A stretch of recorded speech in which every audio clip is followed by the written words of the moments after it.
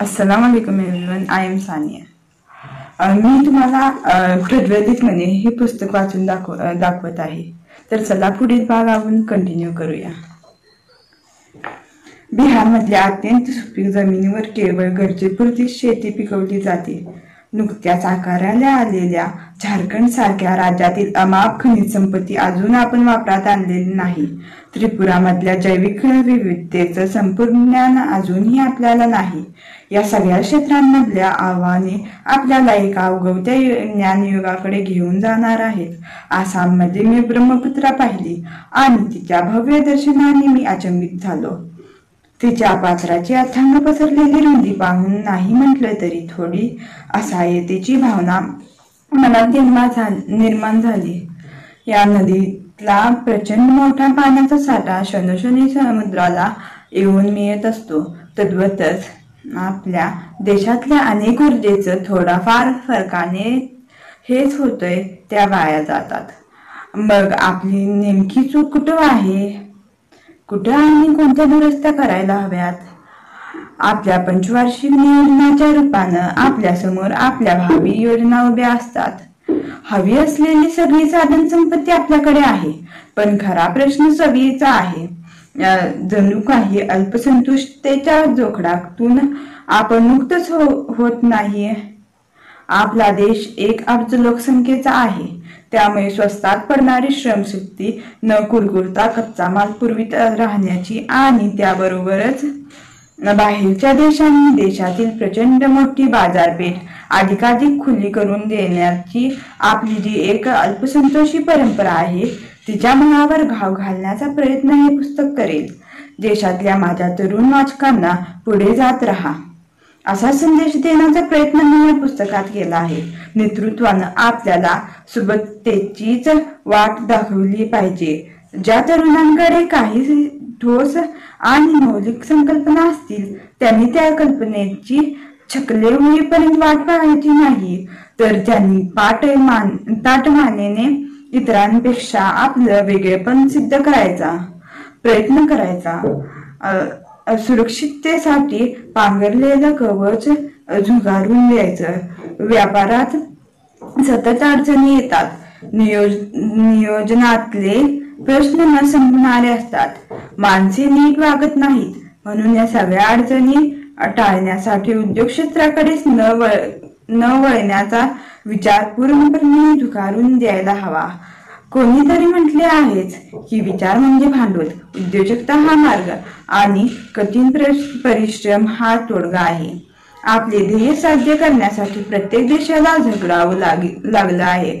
आपल्या भावी पिढीचे जीवन अधिक सुखी असावं या जाणीवेतून पिढ्यानपिढ्यांनी असीम त्याग केले आहे. आणि तरी सुद्धा विजयपथ आपल्या दृष्टीपथात येत नाही. जागतिकीकरण, चलनफुगवटा, मंदी, घुसखोरी आणि आपल्या इतर सर्व प्रकारांपेक्षा मला मोठा अडथळा वाटतो तो कायम पराभूत अवस्थेत आनंद मानणाऱ्या भारतीयांचा. कायम पराभूत अवस्थेत आनंद मानणाऱ्या भारतीय मनाचा.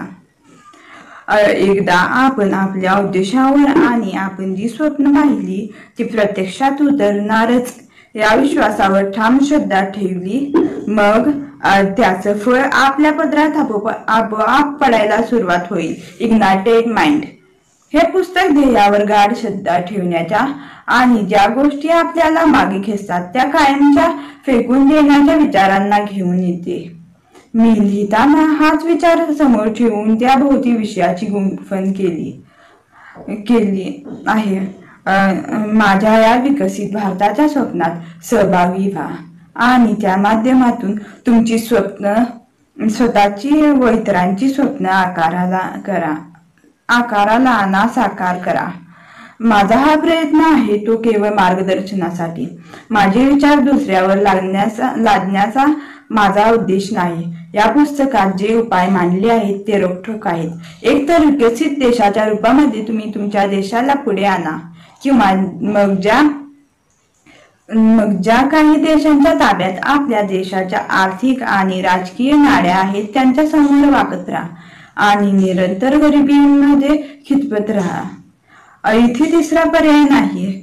पुस्तकाच्या एकूण 9 प्रकारांमध्ये मी वेगवेगळ्या विषयांचा उहापोह केलाय. सुरुवातीला मी शांतता स्थापनेचा विचार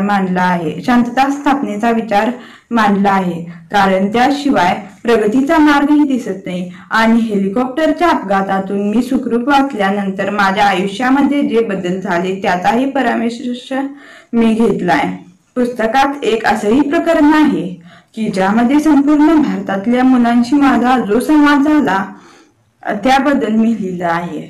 इतर प्रकारांमध्ये मी साधू, मौलवी, शास्त्रज्ञ, विचारवंत आणि इतर जणांना भेटलो व त्यांच्याकडून जो अंतस्थ दृष्टिकोन मला मिळाला त्याबद्दलची माहिती आली आहे. या पुस्तकात शेती आणि वैद्यकीय क्षेत्रामधल्या काही ठोस आणि आशादायक प्रयोगांचा संदर्भ येतात. काही ठिकाणी मी उपाययोजनांचे बीजांकुर ही कल्पना मांडली आहे. यातले बहुतांश संदर्भ हे मला आपल्या देशामधल्याच माणसांकडून मिळालेले आहेत. त्यांनीच ते मला सांगितले आहे. भारताच्या आणि भारतीयांच्या क्षमतेविषयी मला वाटणाऱ्या आदराचं प्रकटीकरण म्हणजे हे पुस्तक होय. आपल्याकडे काय नाही, मनुष्यबळ आहे, बुद्धी आहे, निसर्गाची साथ आहे, सगळं काही आहे. आपल्या देशाला सगळं भरभरून मिळेल असा आशीर्वाद लाभलेला आहे.